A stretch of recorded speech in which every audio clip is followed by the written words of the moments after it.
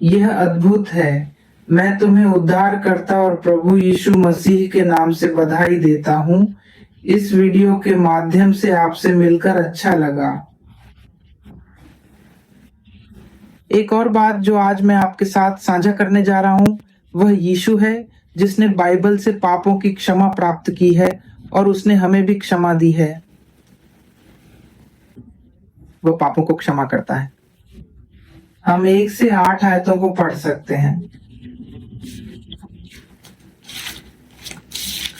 मध्य में 1 से 8 की 9वीं शक्ति का महत्व है।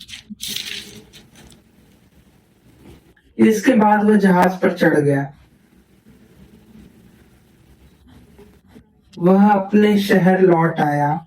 उन्होंने उसे अपने बिस्तर पर लेटने का कारण अहंकार में दिखाया। अहंकार के कारण एक बीमार घमंडी आदमी अगले पद में बिस्तर पर लेटा हुआ है और यीशु ने उनके विश्वास को देखा और घमंडी गाड़ी की ओर मुड़ा, बेटा को संबोधित किया। एक लंबे समय के लिए तुम्हारे पाप क्षमा कर दिए गए हैं और तुम्हें मुक्ति मिल चुकी है। अब हमारे पास एक सवाल है कि हम क्या गलत कर रहे हैं। ये हमारे पापों की वजह से है जो हमने किया है।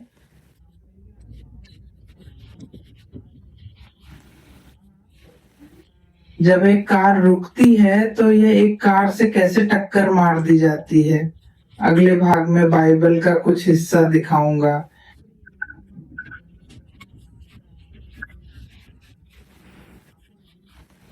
मेरा मतलब है अगले साल यह उसके आसपास के लोग नहीं थे। उन्होंने कहा कि वह हायर पुरस्कार जीतने या शिकायत करने के लिए यहाँ नहीं थे। वह तुम्हें बताएगा कि तुम्हारे पाप क्षमा कर दिए गए हैं। वे नहीं जानते कि यीशु परमेश्वर है, लेकिन वे कैसे स्वीकार करते हैं। वह आया है, उनके पिता आए हैं, उनकी माँ आई है। वे जानते हैं रियाल, वह आया है, एक बच्चा पैदा हुआ है। वह कैसे पाप क्षमा करेगा। यह अगले लेख में स्पष्ट रूप से समझाया जाएगा। बाइबल में कुछ लोग कहते हैं कि वह ईश्वर है। हम अपने दिल में कह रहे हैं, फिर उसने खुद से बात करना शुरू कर दिया। वह माफी मांगने आया था। अल्लाह वास्तव में पापों को क्षमा कर सकता है। यह एक किताब है जो अल्लाह के बारे में है और अल्लाह के बारे में है। यदि आप यीशु मसीह में विश्वास करते हैं तो आप पाप से और बीमारी से मुक्त हो जाएंगे। तुम्हारे पाप क्षमा कर दिए गए हैं। मुझे कल के बारे में बताओ। वह मरीजों पर भरोसा करता है।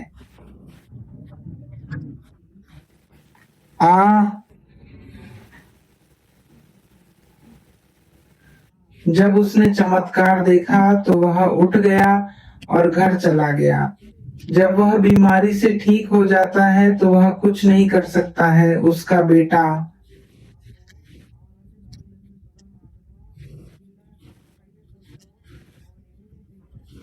तुम्हारे पाप क्षमा कर दिए गए हैं तो सिर्फ एक शब्द है। बिस्तर पर बैठा आदमी खड़ा हो गया और किताब पढ़ा। यही कारण है कि यह विवाद है। 16 तुम्हारे पाप क्षमा कर दिए गए हैं क्योंकि परमेश्वर ने तुम्हारे पाप क्षमा कर दिए हैं। बीमार आदमी के पास जाओ और उसे बताओ कि तुम्हारे पाप क्षमा हो गए हैं। इस तरह वह सत्ता हासिल कर लेता है। मैंने 6 साल तक पढ़ा। उठ, अपना बिस्तर उठाओ और अपने घर जाओ, ताकि तुम जान लो कि मनुष्य के पुत्र को पृथ्वी पर पापों को क्षमा करने का अधिकार है। उन्होंने कहा, क्योंकि मैं परमेश्वर का पुत्र हूँ और मनुष्य का पुत्र हूँ, मुझे क्या अधिकार है। तुम्हारे पिता ने खुद को क्या बताया, मैं एक बेटा हूँ, पिता ने मुझे भेजा। तब मेरे पास शक्ति है। यीशु मसीह पापों को क्षमा करने की शक्ति रखता है। आज रोमन कैथोलिकों को आपके पापों को माफ करने का कोई अधिकार नहीं है। यीशु मसीह पृथ्वी पर एक इंसान था, एक आदमी के रूप में कितना अच्छा होना चाहिए। उन्होंने कहा कि वह दुनिया में एकमात्र दोषी व्यक्ति नहीं है। उसे भारी पीड़ा लगी है। क्या आपको लगता है कि अब उसे चोट पहुंचाई जाएगी? मुझे खुशी है कि यह गीत यीशु के बारे में नहीं है, क्योंकि वह लगातार कोशिश कर रहा है। जब हम यीशु की तरह पीड़ित होते हैं तो यीशु मसीह हमारे लिए दया गाने के लिए आता है, जैसे उसने हमारे लिए देखा। खैर, एक बात जो हमें इस गंध से सीखनी चाहिए वह यह है कि यीशु मसीह में उसे क्षमा करने की शक्ति थी और बाइक में यही कहा गया था, मनुष्य का पुत्र पृथ्वी के पापों को क्षमा करने की शक्ति रखता है। यीशु मसीह ने यह शब्द कहा। उसके पिता भगवान थे। उन्होंने 33 वर्ष की उम्र में इस संसार में बिना किसी अहंकार और अहंकार के जीवन जीते हुए खुद को परमेश्वर के साथ रहने की स्थिति में डाउनग्रेड किया, जिस पर मुझे गर्व है। वे अब हमें देख रहे हैं। यीशु मसीह ने खुद को परमेश्वर नहीं कहा। वह खुद को एक कमरे में ले गया और मुझे बताया कि यह एक सफलता थी जिसने मुझे भेजा था।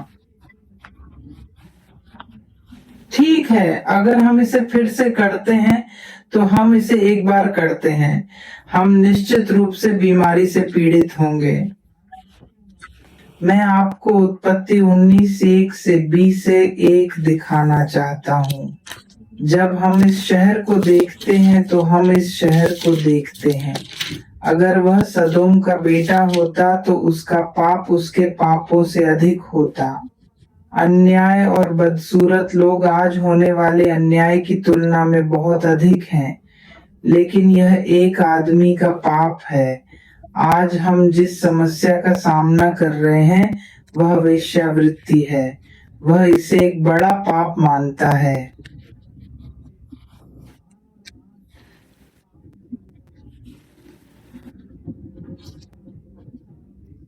परमेश्वर एक पुरुष और एक महिला के बीच का रिश्ता नहीं है, बल्कि एक पुरुष और एक महिला के बीच का रिश्ता है। इस पाप को देखो, आज हम आपको बता रहे हैं। LGBTQ अपार्टिन ने अमेरिका में ये कानून पेश किया है। ये कोई नया पाप नहीं है, ये पुराने नियम से आता है, अर्थात पुराने नियम से आता है। 19वीं सरकार। यदि आप तीसरे क्वार्टर से शुरू करते हैं तो यह एक आदमी है। एक पुरुष और एक महिला के बीच क्या संबंध है?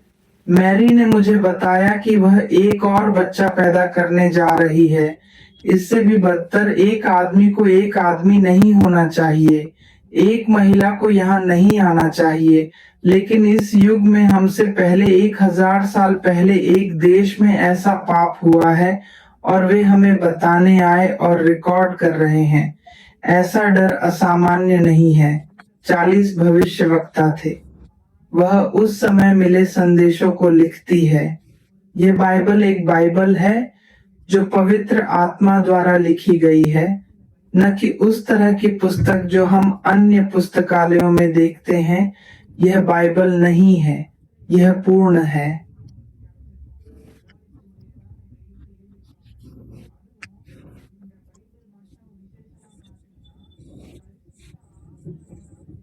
पैगंबर ने अपने शिष्यों को लिखा और उन्हें परमेश्वर का वचन बताया। बाइबल 40 भविष्यद्वक्ताओं की पुस्तक है। मैंने इस पाप के बारे में पहले भी सुना है। यह अम्पाला बनाम अम्पाला की छवि है, पोमपाला बनाम पोमपाला की ओर वान। लेकिन यह पाप कई साल पहले आया है। हमारे गांव में सोथम कुमारा घूमता है। हम जाकर देखने जा रहे हैं। मुझे डर नहीं है। मैं उत्पत्ति 19 पढ़ रहा हूँ। प्राधिकरण एक है, गंध वो दो है।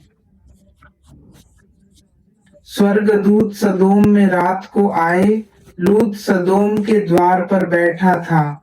यदि मैं उन्हें उठते देखता हूँ और मुंह पर गिरता हूँ और पूछता हूँ कि वे कौन हैं, इंद्र कहते हैं, तो मैं इब्राहिम कहता हूँ, विश्वास के पिता। 71 संस्करण।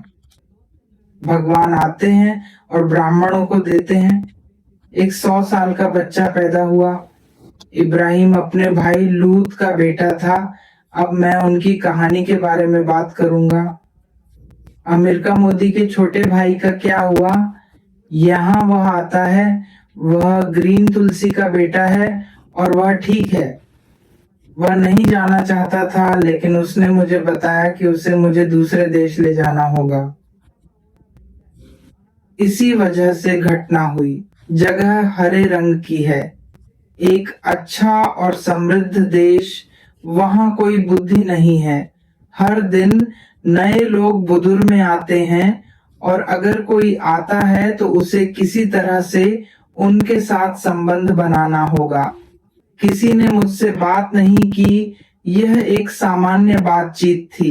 यह कितनी बुरी बात है, क्योंकि लोग ऐसी चीजें करते हैं। ये भगवान की दृष्टि में नहीं है, बल्कि कुछ हद तक भगवान की दृष्टि में।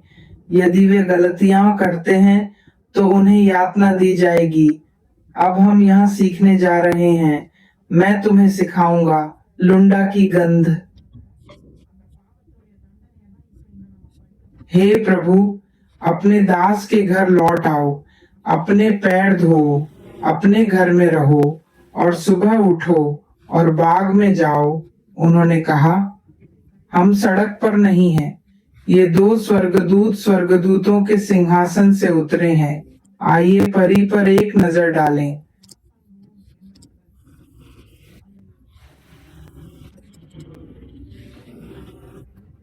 इस दौरान 2 स्वर्गदूत यीशु के पास आए और उससे कहा, फरिश्ते अल्लाह की अनुमति से इस जगह को नष्ट करने के लिए आए।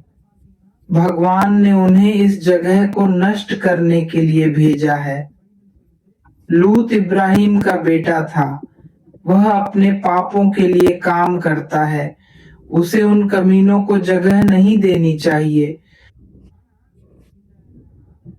यदि आप जानना चाहते हैं कि यह आदमी किस बारे में बात कर रहा है, तो कृपया घर जाएं।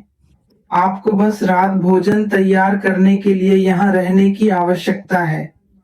अगले दिन वे आए और उन्होंने कहा कि वे फिल्म को बर्बाद कर देंगे, लेकिन क्या वे सहमत हैं? हम आधी रात को एला में रहेंगे। इसीलिए परमेश्वर ने उस स्थान पर हमला करने के लिए 2 स्वर्गदूतों को भेजा। यही वह काम है जो उन्हें करना होगा। जेनेसिस 19:30 और यीशु ने उनके लिए पश्चाताप किया और उसके पास लौट आया और उसके घर लौट आया। वे अंदर आ गए। उसने उन्हें गोली मार दी। मैं उन स्वर्गदूतों को धन्यवाद देना चाहता हूँ जो भोजन के लिए स्वर्ग से उतरे हैं। कहा जाता है कि यह भयानक है। स्वर्गदूत रोटी खा रहे हैं। लूत ने उन्हें खाना दिया। पिताजी खाना खाने गए। अगला वे हैं। बिस्तर पर जाने से पहले सभी लोग, युवा से लेकर बूढ़े तक, 4 दिशाओं से घर के चारों ओर आते हैं और शाम को किताबें पढ़ने जाते हैं। सभी स्वर्गदूत वहां हैं। सभी लोग वहां हैं।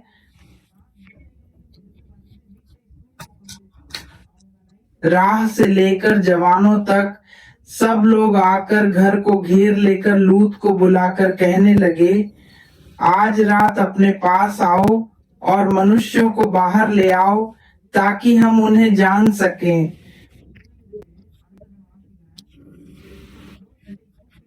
आपको बाइबल को जानना होगा और देसेंड्रा के बारे में बहुत कुछ जानना होगा।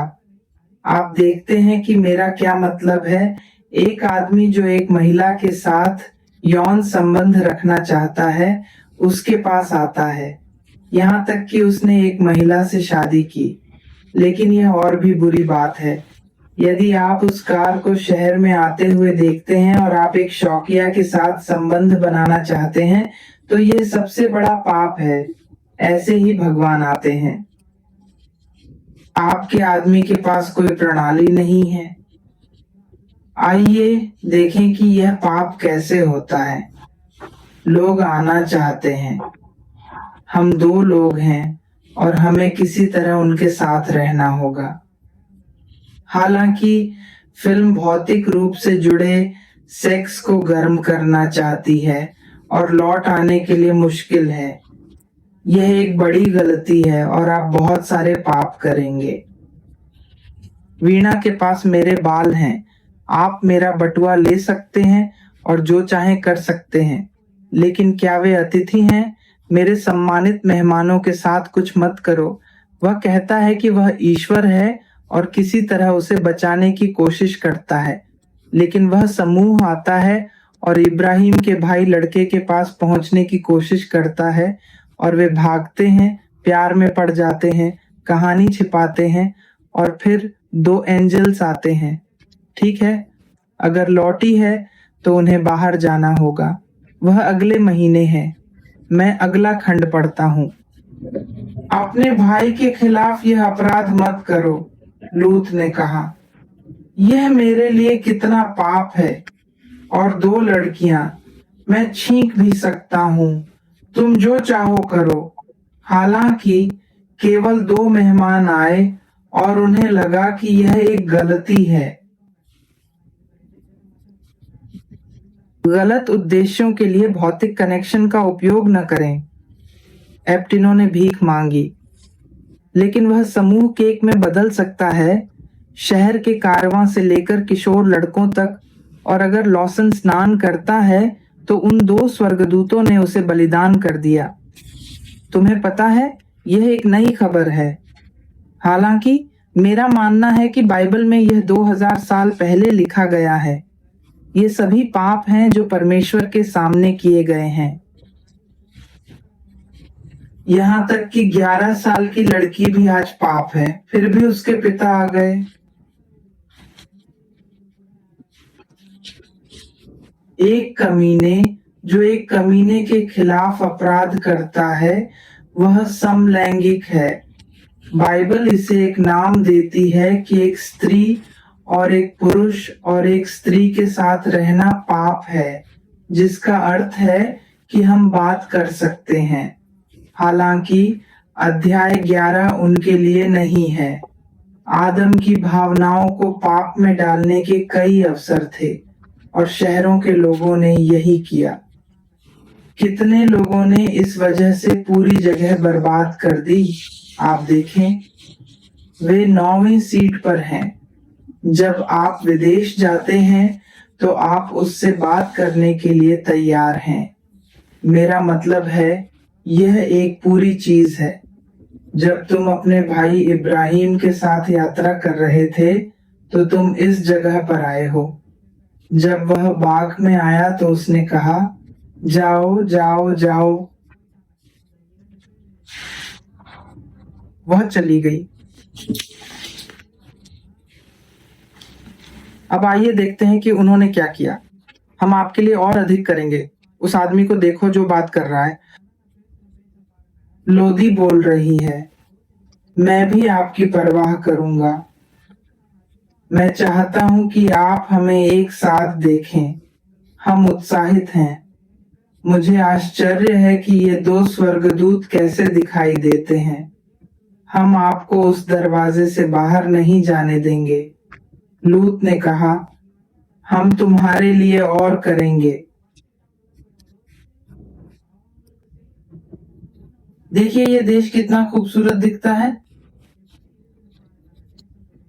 फिर उसने मुझे बताया था कि उसके पास एक बड़ी तलवार है। वहां 2 अविवाहित लड़कियां थीं। मैं भी इसे पकड़ लूंगा। जो तुम चाहो करो, लेकिन कृपया 2 भेड़ों को मत छूना। सिर्फ एक भेड़ के लिए आना पाप है और आज विदेश से आने का भयानक हिस्सा है। आज इसे संयुक्त राज्य अमेरिका में स्वतंत्र घोषित किया गया है, जहां आप किसी भी व्यक्ति से शादी कर सकते हैं। एम्बर एम्बर से भी विवाह कर सकता है। आप बॉब से भी शादी कर सकते हैं। बाइबल हमें बताती है कि जब परमेश्वर ने आदम को बनाया था तो उसने पहला मनुष्य बनाया था। अगर एक महिला खुश होना चाहती है तो उसे एक महिला की जरूरत है। ईश्वर ने इसी तरह पैदा किया है। बाइबल यही कहती है। विवाह एक औपचारिक आदेश है। वह कहती हैं कि शादी से पहले ऐसा करना पाप है जो वह नहीं करना चाहती थी। ये एक बड़ी समस्या है क्योंकि दोनों स्वर्गदूत वहां हैं। वह आदमी वही है। मैं अगली आपदा के बारे में बात करना चाहता हूँ।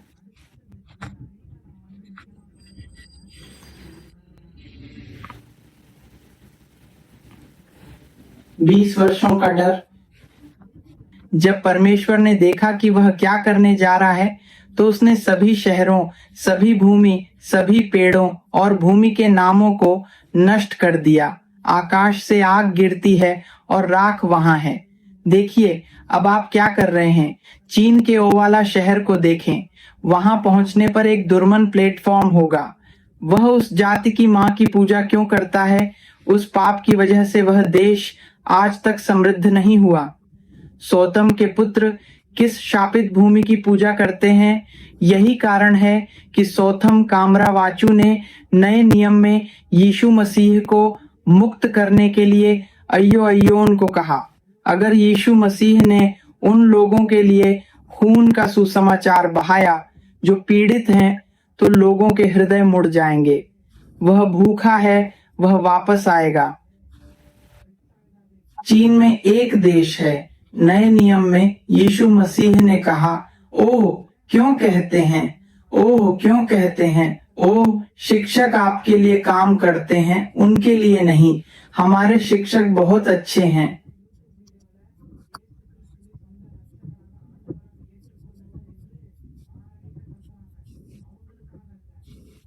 केवल शिक्षक ही नोटिस करेंगे। यीशु मसीह के बारे में बात कर रहा था। हम उसके बारे में क्यों बात कर रहे हैं? क्योंकि वह सच्चा परमेश्वर है। वे पैसे या धर्म के लिए ऐसा नहीं कर रहे हैं। जब यीशु इस पृथ्वी पर आए तब सामी परमेश्वर के 10वें और 11वें व्यक्ति थे। तब दुनिया आ गई। कुछ होना चाहिए। यीशु मसीह ऐसा ही था। मैं 11वां भगवान हूँ, लेकिन उसने भगवान को नहीं बताया। मुझे लगता है कि हम सभी को घर से बाहर जाना चाहिए, लेकिन यह समय है। क्या आप पवित्र धरती पर देख सकते हैं? हम सच्चे परमेश्वर से प्रार्थना कर सकते हैं। ये असंभव है। ईश्वर अकेले नहीं आ सकते। देखें कि ईश्वर ने इस स्थल को कैसे नष्ट किया। बाइबल में उसका जैसा ईश्वर नहीं मिलेगा। यीशु मसीह पापों को क्षमा करने के लिए आया था। साथ ही वह पाप से नफरत करता है, क्योंकि ये पाप आया है और ये आदमी चला गया है। तो अब तक आप YouTube नहीं है, गूगल पर सर्च किया है कौन सा देश आया है, कोई प्रगति नहीं है, सब राख मिट्टी के कण हैं। आज भी वे अगले नकली चर्च की तलाश कर रहे हैं और वे दौरे पर जा रहे हैं। उस जगह में केवल क्लोरीन भराव था और मेरा मन सल्फर था। शोधकर्ताओं का कहना है कि आग ने देसाई को तबाह कर दिया। शोधकर्ताओं ने क्यों पाया कि देश प्रगति कर रहा है और नष्ट हो गया है? जब वह विगल के पास जाता है तो शहर के लोग उसे बताते हैं कि उसने ऐसा अपराध क्यों किया है। आज एक स्रोत है। यीशु मसीह मेरा परमेश्वर नहीं बल्कि मेरा परमेश्वर है। आज यीशु मसीह अपने रंग यरूशलेम शहर में पुनरुत्थान किया गया है। वह छिपाना नहीं चाहता था। अब आप उस घर को देखते हैं जहां यीशु मसीह रहते हैं। वह काफी यात्रा कर चुके हैं। आप YouTube पर जाकर देख सकते हैं। अगर आप गूगल पर जाकर कृषि के बारे में सर्च करें तो आपको निश्चित रूप से सबूत मिलेंगे। तो हम आज YouTube पर आपदा देख सकते हैं। अल्लाह ही पापों को क्षमा कर सकता है, मनुष्य के पाप अक्षम हैं। लूका अध्याय 30:848। उन्हें एक के बाद एक शास्त्र दिखाता है, इसलिए मैं एक संक्षिप्त सारांश देना चाहूंगा। हमारे पास समय नहीं है, इसलिए मैं इसे नहीं पढ़ सकता, लेकिन यदि आप लूका 7:37-37-48 तक इस बाइबल की गंध पढ़ते हैं तो आप एक औरत हैं जिसने पाप किया है। यीशु मसीह अपने पापों से शुद्ध करने आया था, इसे बस कहते हैं। श्री शंकर आश्रम हर साल ऐसा कहते हैं, हे प्रभु, क्या आप नहीं जानते कि यह स्त्री कितनी बुरी है? यीशु ने कहा कि वह कौन है? मैं यहाँ पापों को क्षमा करने के लिए आया हूँ। वे स्वयं को धर्मी मानते हैं। आप यहाँ हैं। मैंने एक छोटा सा अपराध किया है। जो अपराधी है वही सबसे सुखी है। जब वह एक सवाल पूछता है तो 12 सीजर में से एक ने अपना नाम बताया। जो लोग क्षमा कर देते हैं वे प्रसन्न होंगे। मैं एक गलती के लिए क्षमा प्राप्त करने के लिए खुश हूँ। जब मुझे उस गलती से माफी मिलती है तो मेरा दिल तनाव और दोषी महसूस करता है। मैं अंत तक रहूंगा।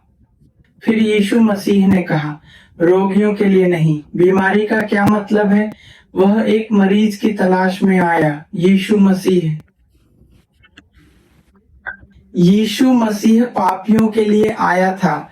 यदि यीशु मसीह तुम्हारे लिए नहीं आया होता तो हम अपने पापियों की तरह बचाए जाते, हमारे विचारों, आंखों, विचारों, हाथों के कार्यों के साथ। यीशु हमारे पापियों के पास आया था। ठीक है, मैं परिपूर्ण हूँ और यीशु मसीह मेरे लिए सब कुछ व्यवस्थित करने के लिए नहीं आया है। अगर मैं हमारे जैसा पाप करता हूँ तो मैं पापी हूँ, और अगर मैं ऐसी गलती करता हूँ, भले ही वह नैन्सी सिकला सीधे पाप कर सकता है, तो हम अपने मन में कल्पना से बचेंगे कि विवेक के स्तर पर कई गलतियां हुई हैं। आज हम किसी को यह नहीं बता सकते कि अगर हम सफेद जीप में अपना सम्मान साफ करने आते हैं तो हम पाप नहीं करेंगे। वे संत हैं। हर कोई परमेश्वर की महिमा के बिना पाप करता है। मैं भी पापी हूँ। परमेश्वर की दृष्टि में कोई पापी नहीं है और कोई पापी नहीं है। यीशु मसीह ऐसे पापों को धोने के लिए आया है। यदि आप पूर्ण हैं तो परमेश्वर आपके लिए क्या अच्छा है। यीशु मसीह, आप धर्मी हैं, आपने पाप नहीं किया है और आपका हृदय शुद्ध है। यीशु मसीह ऐसे लोगों को नहीं चाहता था, लेकिन हमारे जैसे लोगों को। यीशु पाप के बिना एक मनुष्य चाहता था। यही कारण है कि मैं इसे आज बनाना चाहता हूँ। इस YouTube के माध्यम से हमें यीशु मसीह की जरूरत क्यों है? हम YouTube पर क्यों आए हैं? हम बात कर रहे हैं केवल यीशु मसीह पाप क्षमा कर सकता है। व्यभिचार क्या है? स्त्रियों के पाप क्षमा करें, सर आपके पाप क्षमा हो गए हैं, फिर पाप मत करो। क्या आप जानते हैं कि उस महिला ने क्या किया? वह जो कर सकता है उसका समय, निरंतरता, उसका क्षेत्र और बाढ़ एक मूल्यवान उपहार है जिसका उपयोग कोई भी किसी को भ्रमित कर सकता है। वह इसे अपने सिर पर उड़ाता है और फिर वह सीनेट पीने आता है।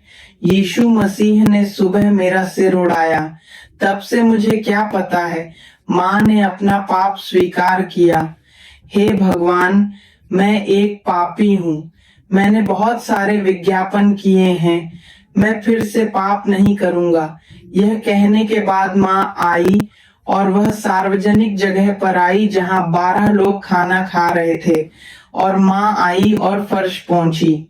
शहर के लोग बुरी बातें कर रहे हैं।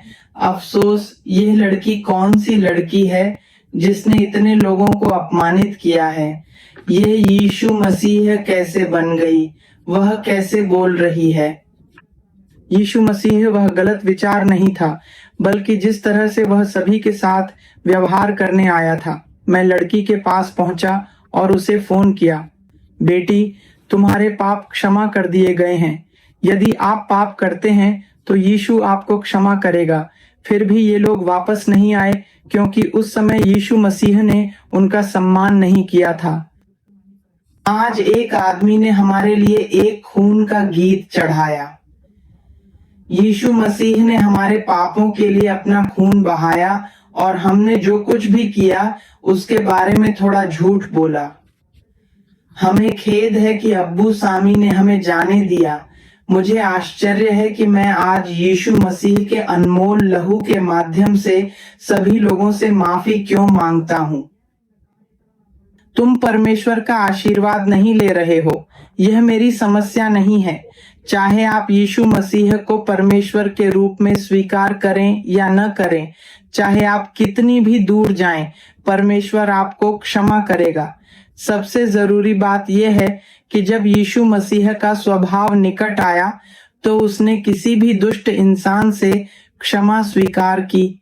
ऐसा ईश्वर जो बुरे लोगों को क्षमा करता है, भगवत गीता और कुरान में नहीं पाया जाता है। इसलिए मैं इतना समर्थन करता हूँ। मैं इस वीडियो को रिकॉर्ड कर रहा हूँ।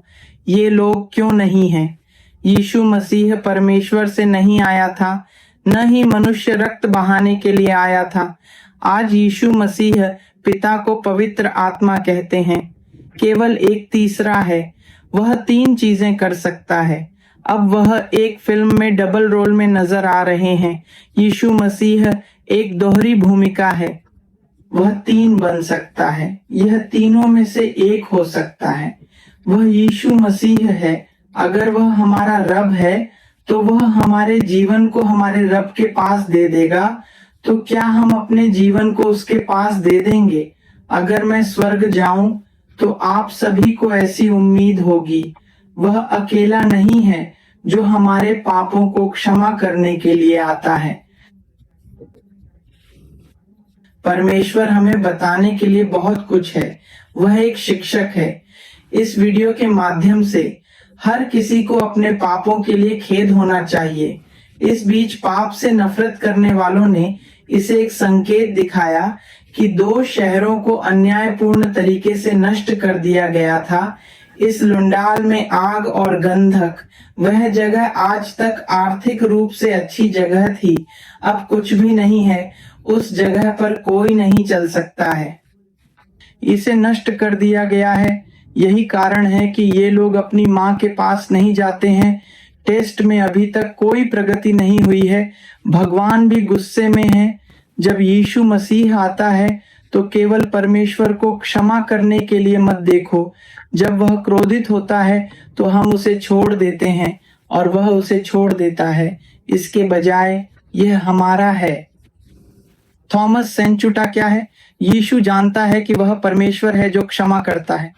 10 जब सामी पथु सामियाम में थी तब उसने 16वां सामिया शब्बा खरीदा और सामी ने मेरे पाप क्षमा कर दिए। क्या आपको ऐसा विचार नहीं होगा? आप एकमात्र ईश्वर हैं। आप 10 सामियों 11 विकल्पों की पूजा करते हैं। लेकिन अगर मैं श्री कृष्ण को छिपाता हूं तो ईश्वर आपको कहता है कि मेरे अलावा कोई ईश्वर नहीं होना चाहिए। आपको यीशु मसीह के अलावा कोई ईश्वर नहीं देखना चाहिए। क्या आप विश्वास करते हैं? क्या आप मानते हैं कि वह मेरा भगवान है? वह एकमात्र व्यक्ति था जिसे पकड़ा गया था। मैं 11वां भगवान हूँ। मैं भगवान के पास जा रहा हूँ। कृपया इस विचार को मत छोड़ो। मैं जानता हूँ कि भगवान कठिन समय में हार नहीं मानते हैं। अजीब बात यह है कि सब कुछ ठीक हो जाएगा। वह सभी अच्छी चीजें हैं, चाहे वह आपके पास हो या नहीं। लेकिन एक बात महत्वपूर्ण है कि आपके पाप क्षमा किए जाएंगे या नहीं। यीशु ही एकमात्र ईश्वर है जो क्षमा कर सकता है। आप स्वर्ग चाहते हैं और तभी स्वर्ग जा सकते हैं जब आप यीशु मसीह को स्वीकार करते हैं। गीता और कुरान दोनों कहते हैं कि आप स्वर्ग जा सकते हैं। अल्लाह उनके पापों को क्षमा नहीं करेगा। आप कहीं भी पाप नहीं पाएंगे। केवल यीशु मसीह ही आपकी मदद कर सकता है। मेरे पापों को गंगा या गवेरी में न फेंकें, न मेरे पापों को गंगा या यमुना में फेंकें। यह एक अच्छा विकल्प नहीं है, यह वही है जो आप चाहते हैं। मेरे पाप क्षमा कर दिए गए हैं, मेरे पाप क्षमा कर दिए गए हैं, मेरे पाप क्षमा कर दिए गए हैं। जब आप यीशु मसीह से क्षमा की प्रार्थना करते हैं तो आपको मन की शांति मिलती है। जब आप वहां पहुंचेंगे तो आपको पता चल जाएगा, मेरा पाप तुम्हारे पापों से भी बड़ा है। ये इन विचारों को दूर कर देगा। यही वही है जो यीशु ने हमें दिया है। भगवान आपको वीडियो के लिए आशीर्वाद दें। आमीन।